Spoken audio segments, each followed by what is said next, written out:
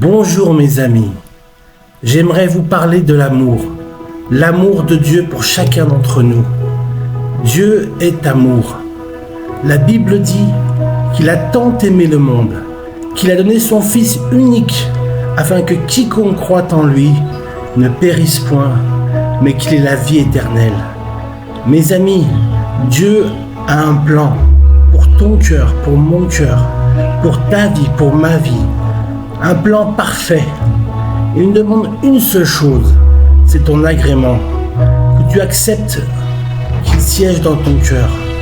Que ton corps soit le temple du Saint-Esprit. Et que tu vives non par la chair, mais par la foi. De grâce en grâce. L'amour de Dieu, il est tellement grand, tellement puissant, tellement vivifiant pour l'âme, tellement exaltant pour la personne. Tellement il est bon pour nous. Dieu est bon pour nous, car il nous aime d'un amour infini et éternel. Alors mes amis, si dans ton cœur, tu crois que Jésus est le Fils de Dieu, qu'il est ressuscité le 3e jour, qu'il t'attend, qu'il est assis à la droite du Père, qu'il est le Messie, l'envoyé de Dieu, afin que tu puisses vraiment avoir marché en nouveauté de vie, en accord avec son esprit, en accord avec sa parole, la parole de Dieu qui a été faite chair, la parole de Dieu qui a été faite chair en Jésus. La parole de Dieu s'est incarnée en Christ Jésus. Mon ami, relève la tête, regarde, vois ton Créateur, vois les oiseaux du ciel, ils ne sèment, ils ne moissonnent, pourtant Dieu les nourrit. Dieu aime chacun de nous. À plus forte raison, s'il nourrit les oiseaux du ciel, à plus forte raison, il t'aime.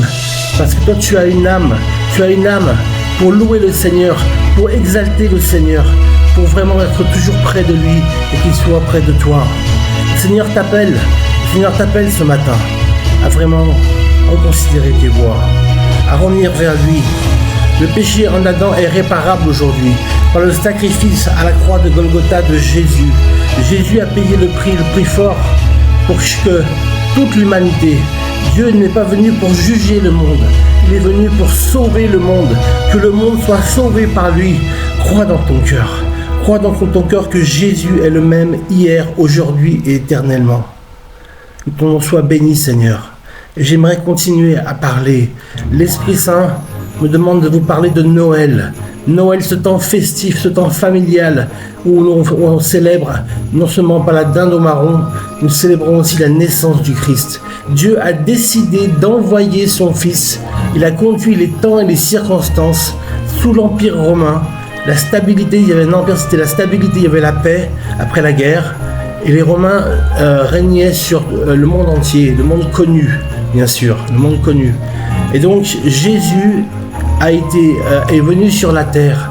Il a été enfanté. L'ange Gabriel a prévenu Marie, la Vierge Marie. Il lui a dit, tu donneras un fils. Et ce fils, on l'appellera le Messie, Jésus, le Fils de Dieu. Marie était vierge. Elle n'avait pas connu Joseph. Et donc Noël, c'est un temps festif. C'est un temps merveilleux où la naissance de Jésus est révélée à l'humanité. Un sauveur nous est né. Le Christ nous est donné. Amen. Continuons, marchez par la foi. N'oubliez pas qu'après Noël, il y a eu la Pâque, où Jésus est mort sur la croix pour nos péchés. Et le 3e jour, alléluia, il est ressuscité. Dieu l'a ressuscité des morts. Et avant d'expirer, il a dit, tout est accompli. Non pas ce que je veux, Père, mais ce que tu veux. Et le Seigneur, il a expiré. Et quand il a expiré, Satan savait que le temps était compté pour lui. Amen. Que Dieu vous bénisse, mes amis. Le temps de Dieu est le temps qui arrive bientôt. Le temps où les morts en Christ ressusciteront et où Jésus reviendra rechercher son Église. Et les morts en Christ ressusciteront. Et nous aurons alors les temps qui sont écrits dans l'Apocalypse. Je vous invite à lire l'Apocalypse en entier. Vous verrez que tout est écrit d'avance. Tout ce qui va se passer, à peu près 80% des prophéties se sont accomplies. Et donc la dernière, c'est la 3e reconstruction du temple à Jérusalem qui est imminente. Tout est prêt, les plans sont faits, il n'y a plus qu'à mettre le cœur à l'ouvrage et commencer la reconstruction du temple. Jésus revient bientôt, mes amis. Soyez prêts, que votre cœur soit prêt à recevoir le Messie. Il reviendra en gloire sur un cheval blanc, avec une armée céleste à sa tête, au son de la trompette, des myriades d'anges avec lui. Amen. Que Dieu vous bénisse. Approchez-vous de lui. Approchez-vous de Dieu.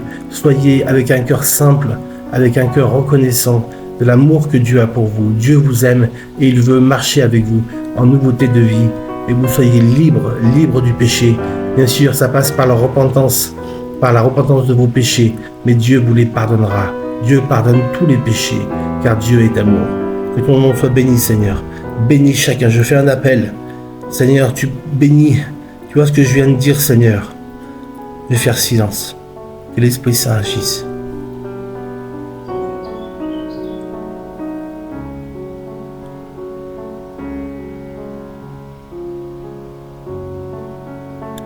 Seigneur, glorifie-toi.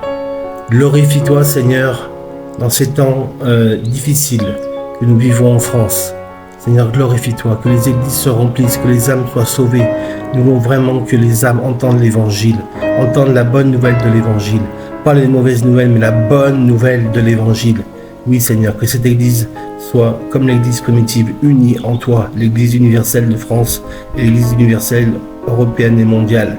Unis, tous unis, ensemble pour Christ. Que l'on soit loué. Vous pouvez demander d'aller dans une église catholique, orthodoxe ou protestante évangélique, peu importe.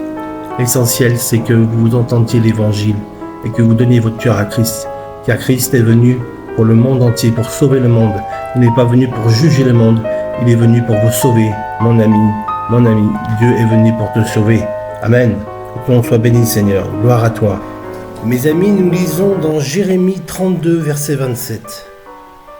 C'est l'Éternel qui parle à son peuple. C'est moi qui suis l'Éternel, le Dieu de toute créature. Y a-t-il quoi que ce soit de trop difficile pour moi? Point d'interrogation. Mes amis, jeunes ou moins jeunes, Dieu vous prend là où vous en êtes. Il vous aime d'un amour éternel et infini. Il est l'alpha et l'oméga. Mes amis, nous lisons dans Matthieu chapitre 19 verset 26.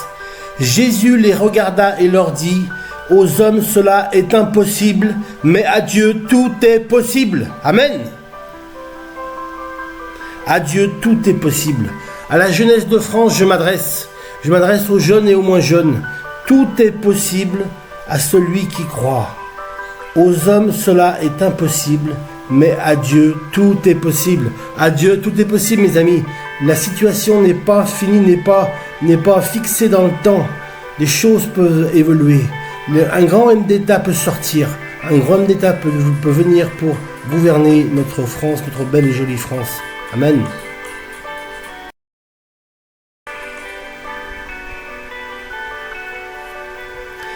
Matthieu 19, 26, version Louis II.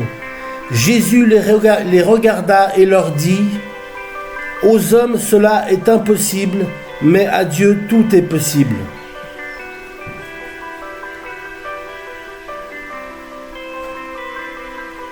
C'est pourquoi je vous le dis, tout ce que vous demandez dans la prière, croyez que vous l'avez obtenu. Tout ce que vous demandez dans la prière, croyez que vous l'avez obtenu, et cela vous sera accordé. Amen.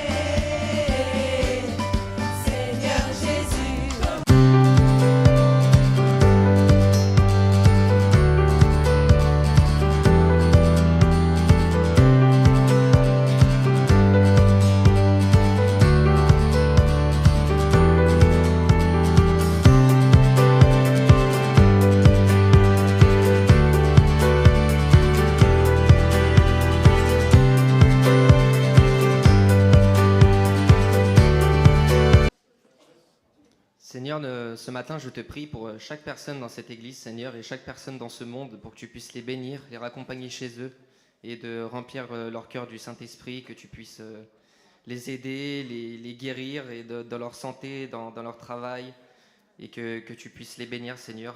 Au nom de Jésus, Amen.